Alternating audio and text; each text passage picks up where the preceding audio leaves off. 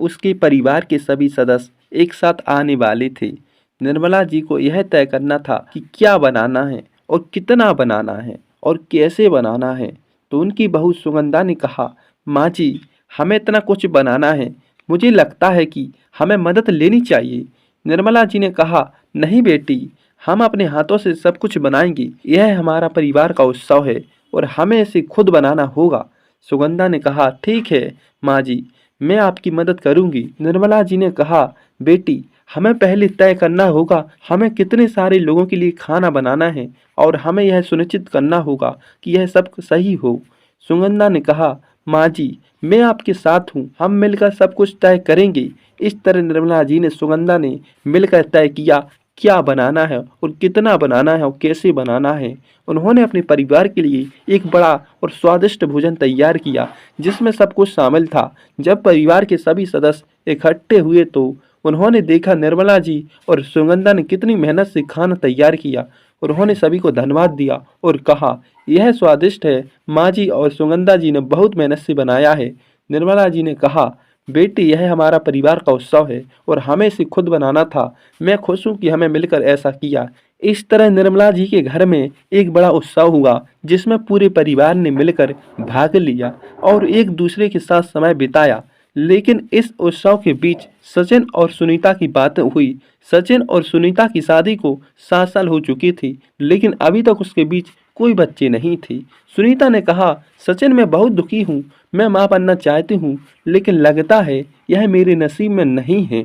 सचिन ने कहा, सुनीता, तुम परेशान ना हो, हम दोनों मिलकर कुछ और इलाज करवाएंगे।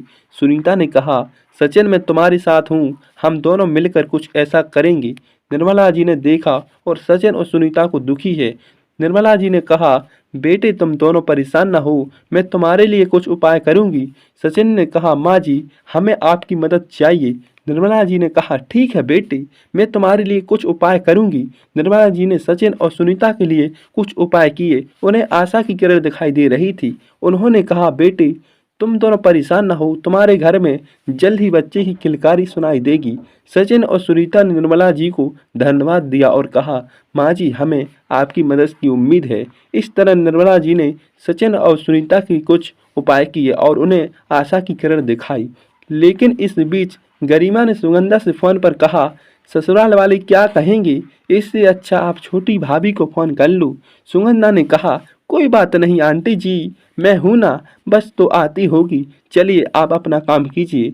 सुगंधा ने फोन रखते हुए अपनी सासू माँ की तरफ देखा और निर्मला जी उससे नजरें नहीं मिला पा रही थी। आगे सुगंधा ने कहा, माँ जी, आप परेशान ना हो, मैं जानती हूँ कि गरिमा दीदी बातों से आपको बुरा लगा होगा, लेकिन मैं आपके साथ हूँ और हम दोनों मिलकर सचिन और सुनीता के लिए कुछ करेंगे। निर्मला जी ने कहा, बेटी, मैं परेशान नहीं हूँ, मैं बस चाहती हूँ कि हमारा परिवार खुश रहे और मैं जानती हूँ तुम मेरी मदद करोगी। सुगंधा ने कहा, बिल्कुल माँ जी, मैं आपकी मदद करूंगी और हम दोनों मिलकर सचिन और सुनीता के लिए कुछ करेंगे। निर्मला जी ने कहा, ठीक है बेटी, अब हमें सचिन और सुनीता के लिए कुछ करना होगा। निर्मला जी ने कहा, बेटी, तुम जाओ और सचिन को बुलाओ, मैं सुनीता से बात करूंगी। सुगंधा ने कहा, ठीक है माँ जी।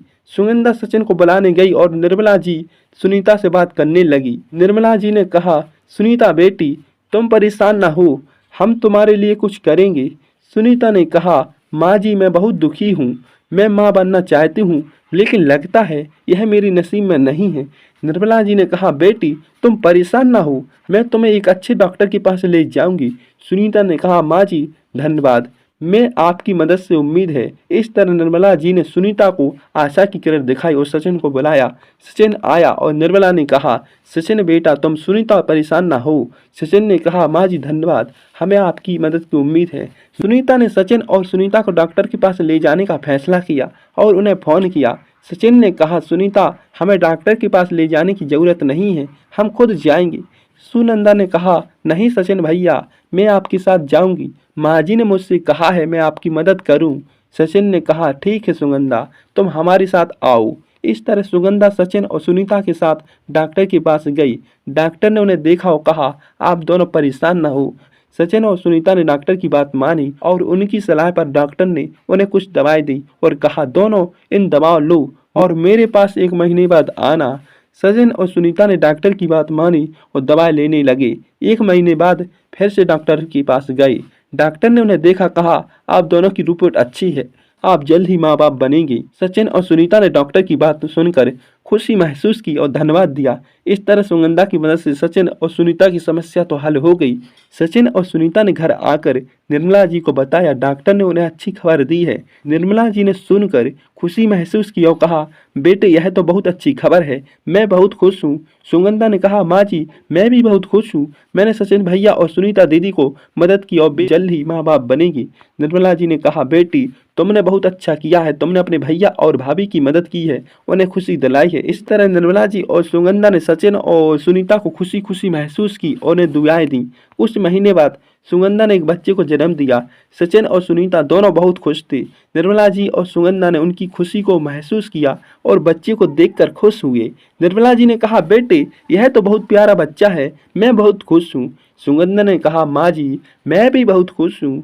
इस तरह सचिन और सुनीता के परिवार में एक नया सदस्य आया और सभी खुश थे। सचिन और सुनीता ने अपने बच्चे का नाम आदित्य रखा। आदित्य के जन्म के बाद सचिन और सुनीता के घर में खुशियों का माहौल था। निर्मला जी ने कहा, बेटे आदित्य आप बहुत प्यारा बच्चा है, मैं बहुत खुश हूँ कि मैं दादी बन गई हूँ। सुगंधा ने कहा, माँ जी मैं भी बहुत खुश हूँ, मैं आदित्य की मौसी बन गई हूँ। सचिन और सुनीता ने आदित्य को बहुत ध्यान रखा और उनकी परवरिश आदित्य भी बहुत प्यारा और शरारती बच्चा था। एक दिन सचिन ने कहा, सुनीता आदित्य को स्कूल भेजने का समय आ गया है। सुनीता ने कहा, हाँ सचिन हमें आदित्य के लिए एक अच्छा स्कूल ढूंढना चाहिए। इस तरह सचिन और सुनीता ने आदित्य के लिए एक अच्छा स्कूल ढूंढा और उसे स्कूल भेजना शुरू किया। आदित्य स्कूल में बहुत अच्छा प्रदर्शन कर रहा था। सचिन और सुनीता बहुत खुश थे। निर्मला जी ने सुगंधा को आदित्य की तरक्की से खुश की। इस तरह सचिन और सुनीता की परिवार की खुशियां भर गईं। तो दोस्तों बताइए कहानी कैसी लगी, लाइक शेयर सब्सक्राइब कीजिए। Thank you.